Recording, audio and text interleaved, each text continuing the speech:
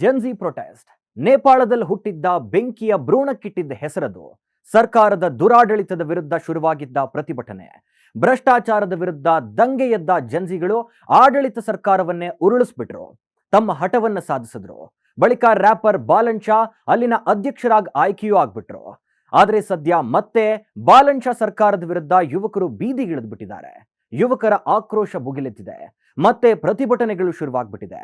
ಆದರೆ ಶಾಂತವಾಗಿದ್ದ ನೇಪಾಳದಲ್ಲಿ ಮತ್ತೆ ಗದ್ದಲ ಶುರುವಾಗಿದ್ದು ಯಾಕೆ? ಬೇಡಿಕೆಗಳೆಲ್ಲ ಈಡೇರಿದ್ರೂ ಕೂಡ ಜೆನ್ಜಿಗಳು ಬೀದಿಗಿಳಿದಿರೋದು ಯಾಕೆ? ಜೆನ್ಜಿಗಳಿಂದಲೇ ಆಯ್ಕೆಯಾದ ಬಾಲನ್ ಶಾ ವಿರುದ್ಧ ಮತ್ತೆ ಆಕ್ರೋಶ ಸ್ಫೋಟವಾಗಿರೋದು ಯಾಕೆ? ಇದೇ ಈ ಹೊತ್ತಿನ ನ್ಯೂಸ್ ಫಸ್ಟ್ ಸ್ಪೆಷಲ್. ನಾನು ಅನುಷ್ ಕುಂಬರಡಿ. ಅದು 2025ರ ಸಮಯ. ನೇಪಾಳದ ಗಲ್ಲಿ ಗಲ್ಲಿಗಳು ಬೆಂಕಿ ಹೊತ್ತಿ ಧಗಧಗಿಸ್ತಿದ್ವು. ಜನಾಕ್ರೋಶ ಸ್ಫೋಟವಾಗ್ಬಿಟ್ಟಿತ್ತು. ರಸ್ತೆಗಳಲ್ಲಿ ಹಿಂಸಾಚಾರದ ಹೋರಾಟ, ಯುವಕರ ಕ್ರೋಧಭರಿತ ಪ್ರತಿಭಟನೆಗಳು, ಸರ್ಕಾರದ ಆಸ್ತಿ ಪಾಸ್ತಿಗಳು ಸುಟ್ಟು ಕರಕಲಾದ್ವು. ಹೀಗೆ ಇಡೀ ನೇಪಾಳ ಅಗ್ನಿಕುಂಡದಲ್ಲಿ ಬೇಯ್ತಿತ್ತು. ಅದಕ್ಕೆ ಪ್ರಪಂಚ ನಾಮಕರಣ ಮಾಡಿದ ಹೆಸರೇನ್ ಗೊತ್ತಾ? Gen Z protest. ಯಾಕಂದ್ರೆ ಆ ಪ್ರತಿಭಟನೆಯನ್ನ ಮುನ್ನಡೆಸ್ತಿದ್ದು ಜೆನ್ಜಿಗಳೇ. ಜಗತ್ನಲ್ಲಿ ನಡೆಯೋ ಪ್ರತಿ ಪ್ರತಿಭಟನೆಗೂ ಒಂದೊಂದು ಕಾರಣ ಇರುತ್ತೆ. ನೇಪಾಳದ ಪ್ರತಿಭಟನೆಗೂ ಒಂದು ಕಾರಣ ಇತ್ತು. ಅದು ಜೆನ್ಜಿಗಳ ಜೀವಕ್ಕೆ ಜೀವದಂತಿದ್ದ ಸೋಷಿಯಲ್ ಮೀಡಿಯಾಗಳ ನಿರ್ಬಂಧ. ಅಯ್ಯೋ, ಊಟ ತಿಂಡಿ ಕಿತ್ಕೊಂಡಿದ್ರು ಸುಮ್ನಿರ್ತಿದ್ರೇನೋ, ಆದ್ರೆ ಸರ್ಕಾರ ಕಿತ್ಕೊಂಡಿದ್ದು ವಾಟ್ಸಪ್, ಫೇಸ್ಬುಕ್, ಇನ್ಸ್ಟಾಗ್ರಾಮ್, ಯೂಟ್ಯೂಬ್ನಂತಹ ಜಾಲತಾಣಗಳನ್ನ. ಸುಮ್ನೆ ಬಿಡ್ತಾರಾ? ಯುವಕರು ಬೀದಿಗಿಳಿದ್ರು, ದಂಗೆಗೆದ್ರು, ಸರ್ಕಾರಿ ಕಚೇರಿಗಳಿಗೆ ಬೆಂಕಿ ಹಚ್ಚಿದ್ರು, ರಾಜಕಾರಣಿಗಳನ್ನ ಹಾದಿ ಬೀದಿಯಲ್ಲಿ ಥಳಿಸಿದ್ರು. ಇಡೀ ನೇಪಾಳವೇ ಒಂದ್ ರೀತಿ ಬೆಂಕಿ ಹೊತ್ತಿ ಉರಿತಿತ್ತು.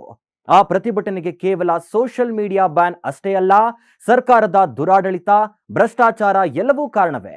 ಬಳಿಕ ಆಡಳಿತ ಸರ್ಕಾರವು ಪತನವಾಗಿ ಹೊಸ ಸರ್ಕಾರ ನೇಮಕವಾಯಿತು. ಅದೇ ಜೆನ್ಜಿಗಳು ರ್ಯಾಪರ್ ಆಗಿದ್ದ ಬಾಲನ್ ಶಾರನ್ನ ನೇಪಾಳದ ನೂತನ ಅಧ್ಯಕ್ಷರನ್ನಾಗಿ ಆಯ್ಕೆ ಮಾಡಿಕೊಂಡ್ರು.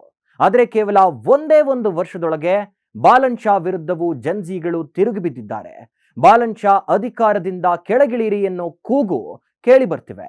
ಈ ಆಕ್ರೋಶದ ಕಿಡಿ ಹೊತ್ತಿಸಿದ್ದು ಗಣೇಶ್ ನೇಪಾಳಿ ಅನ್ನೋ ಯುವಕನ ಸಾವು.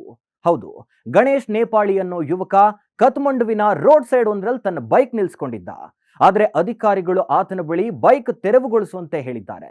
ಇಲ್ಲ ಅಂದ್ರೆ ಬೈಕ್ ಅನ್ನ ಲಾಕ್ ಮಾಡ್ತೀವಿ ಅಂತ ಬೆದರಿಕೆ ಕೂಡ ಹಾಕಿದ್ರು.